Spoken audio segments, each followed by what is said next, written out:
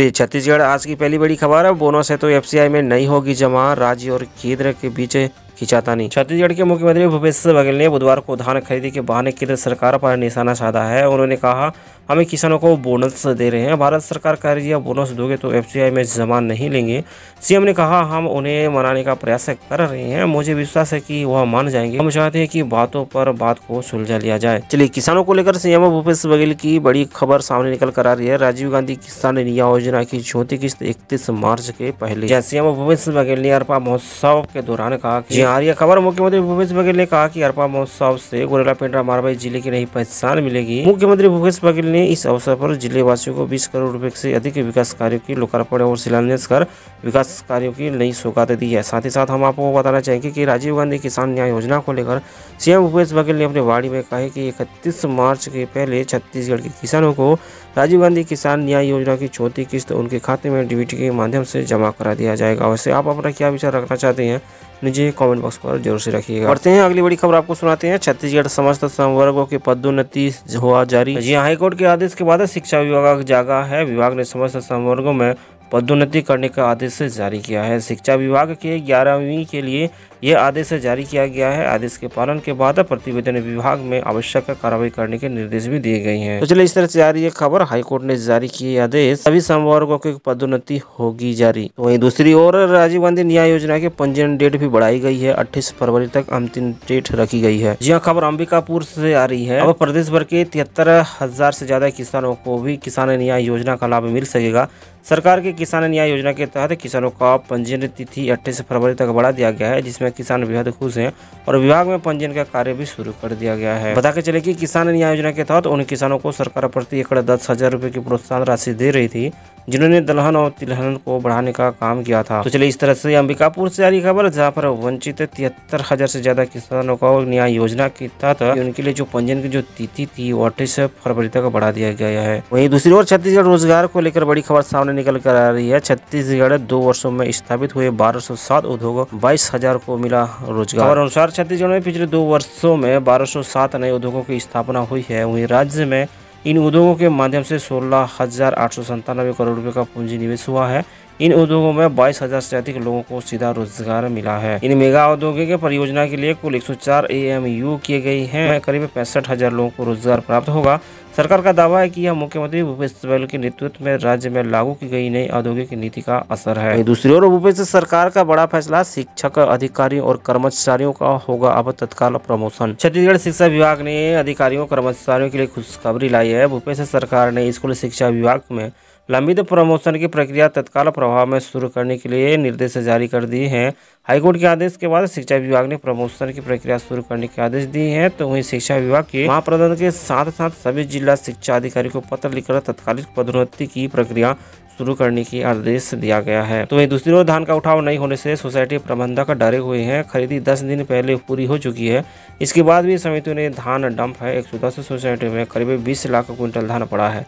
Society प्रबंधकों का धान में सूखने के नुकसान का डर सता रहा है और चोरी का भी आशंका जता रही है। तो इस तरह से आ रही है खबर। छत्तीसगढ़ में धान खरीदी हो गई, लेकिन उठाव में देरी को लेकर सोसाइटी प्रबंधक चिंतित नजर आ रहे हैं। चलिए आगे बढ़ते हैं। दूसरी ओर छत्तीसगढ़ के 37 मजदूर पिछले 10 साल से लापता, अब सरकार देगी उन मजदूरों के परिवारों को मुआवजा। जहाँ 2010 में जांजगीर चांपा जिले के रोजगार के लिए लेह लद्दाख गए 37 मजदूरों का अब तक पता नहीं चल सका है।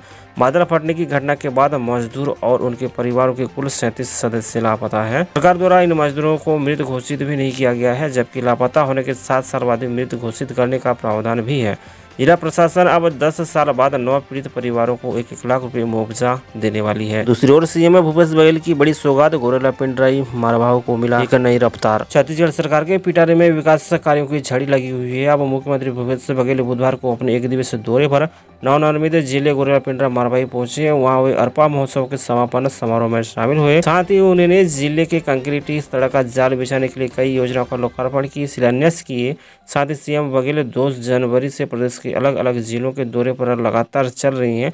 इस दौरान वे करोड़ों रुपए के विकास कार्य जनताओं को समर्पित भी कर चुके हैं। तो वहीं दूसरी ओर रायपुर जिला प्रशासन के भ्रष्टाचार का मामला सामने निकल कर आ रहा है। जी हाँ, बड़ी कार्रवाई की है। रायपुर एसडीएम ने डंगनिया के पटवारी विजय कुमार साहू और भाटागांव के पटवारी भाईलाल अनंत को निलंबित कर दिया है। दोनों की जमीन नामांतरण एवं राजस्व दस्तावेज में ऑनलाइन करने की एवज में रिश्वत मांगने का आरोप पर लगाया गया है। दोनों पटवारियों के लेन देन संबंधी बातचीत का एक स्टिंग वीडियो सामने आया है, जिसके सबूत मानकर इन दोनों पटवारी को निलंबित किया गया है। दूसरी ओर रायपुर से आ रही खबर, गोलोबाजार दुकानों की रजिस्ट्री रुकी हुई है। गोलोबाजार में कारोबारियों को दुकानों का मालिकाना हक देने के मामले में ब्रेक लगा गया है। वजह यह है कि दुकानों का सर्वे पूरा हो गया है, लेकिन अब तक यह तय नहीं हुआ है कि साइज और लोकेशन के हिसाब से क्या रेट रखा जाएगा, क्योंकि एक रेट से उन लोगों को नुकसान हो सकता है जो प्राइम लोकेशन पर नहीं है। गोलबाजार की दुकानें की रजिस्ट्री जनवरी के शुरू होनी थी, लेकिन माना जा रहा है कि कलेक्टर गाइडलाइन के रेट जारी होने के बाद ही दुकानों का रेट तय हो पाएगा, इसलिए मामला मार्च अप्रैल तक आगे नहीं बढ़ेगा। आगे बढ़ते हैं। दूसरी ओर बिलासपुर से आ रही खबर है। बिलासपुर लोकसभा क्षेत्र के सांसद अरुण साव ने मंगलवार को लोकसभा के अधिनियम 377 के तहत छत्तीसगढ़ी भाषा को संविधान की 8वीं अनुसूची में शामिल करने की मांग सरकार से की। सांसद साव ने कहा कि भारत रत्न पूर्व प्रधानमंत्री स्वर्गीय अटल बिहारी वाजपेयी ने छत्तीसगढ़ को देश का 26वां राज्य बनाया।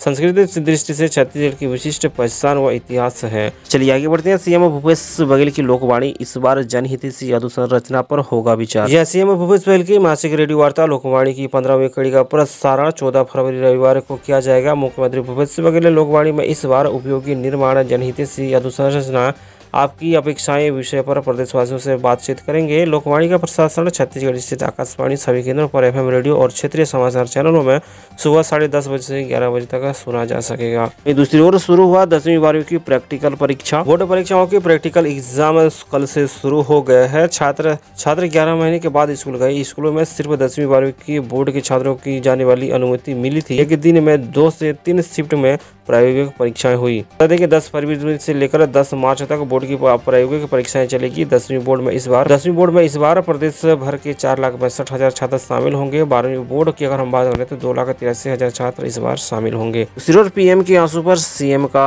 बयान। पीएम मोदी के राज्यसभा में भावुक होने पर सीएम भूपेश बघेल ने कहा कि आंसू तो आंसू होते हैं, लेकिन उसके अपने मायने होते हैं। कहते जी के आंसू निकले तो यूपी, राजस्थान, हरियाणा के किसान उठ खड़े हुए। पीएम के आंसू निकले तो इसका क्या असर है, आप देख रहे हैं। जी आदिवासियों को लेकर सीएम भूपेश बघेल का बड़ा बयान इस बीच सामने निकल कर आ रहा है। सीएम भूपेश बघेल ने पिंडरा जिले के दौरे पर रवाना होने से पहले बड़ा बयान दिए कि सीएम भूपेश बघेल ने बोधघाट परियोजना पर कहा कि आदिवासियों की खेती के लिए पानी की जरूरत हम महसूस कर रहे हैं। आदिवासियों के पास खेत तो है, लेकिन पानी नहीं है। यह प्रोजेक्ट बस्तर के खेती के लिए बहुत ही जरूरी होगा। इससे सभी को पेयजल मिल सकेगा और आदिवासी किसान सिंचाई कर अपनी उम्दा फसल भी कमा सकेंगे। छत्तीसगढ़ आर्म्ड फोर्स अब सबसे ज्यादा शराब पीने वाले अधिकारी कर्मचारी के खिलाफ सख्त एक्शन लेने जा रही है।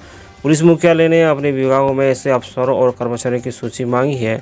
इनके खिलाफ विभागीय कार्रवाई करने की तैयारी भी की जा रही है। दरअसल सभी बटालियन के कमांडो में शराब पीने वालों की सूची मांगी गई है। पुलिस मुख्यालय में इस पदस्थ आर्म्स फोर्स की सबसे बहुत ज्यादा शराब पीने वाले या शराब पीने की आदि जवानों की जानकारी मंगाई है। आगे बढ़ते हैं। गरियाबंद की खबर आपको सुनाते हैं। गरियाबंद डीएफओ की बड़ी सफलता, पिछले 20 दिनों में 5 बड़ी कार्रवाई हुई। पिछले 20 दिनों के भीतर 5 बड़ी कार्रवाई की है, जिसमें लाखों की अवैध लकड़ी तस्करी का जखीरा वन विभाग ने बरामद किया है। और तो चलिए इस तरह से आप देख रहे थे ईट छत्तीसगढ़ यूट्यूब चैनल के माध्यम से 11 फरवरी छत्तीसगढ़ की तमाम बड़ी खबरें। उम्मीद करते हैं वीडियो अच्छा लगा तो लाइक जरूर से कीजिएगा, मित्रों को शेयर कीजिए और अपना विचार नीचे कमेंट बॉक्स पर जरूर से रखिएगा। तो मिलते हैं अगली वीडियो पर और एक नया अपडेट के साथ। तब तक के लिए नमस्कार।